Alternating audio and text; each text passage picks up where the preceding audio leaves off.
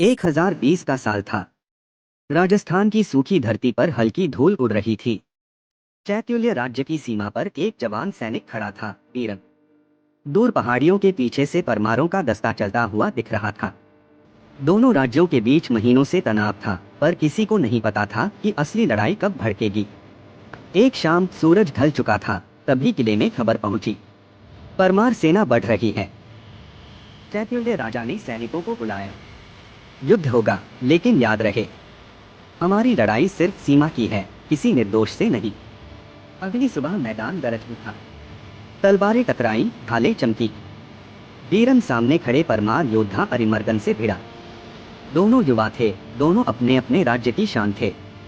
धूल उड़ती रही, पर नजरों में नफरत नहीं, बस कर्तव्य था। कुछ देर बाद परमार पक्ष पीछे हटने लगा।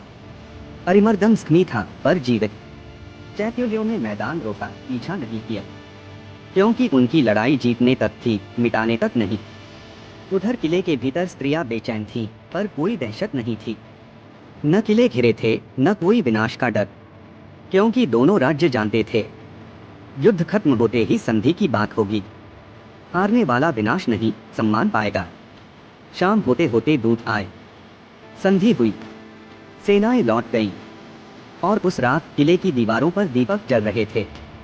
स्त्रियां राहत की सांस ले रही थी, क्योंकि संघर्ष तो हुआ, पर जौहर जैसी त्रासदी की जरूरत कभी पड़ी ही नहीं। वीरन ने चांद की ओर देखा और सोचा, अच्छा हुआ, हमारी तलवारों ने किसी घर का दीपक नहीं बुझाया। ऐसे ही 1020 से 1140 तक चैत्युल्य और परमार कई बार भिड़े, पर हर बार मर्यादा, सीमा और सम्मान ने जीत हासिल की।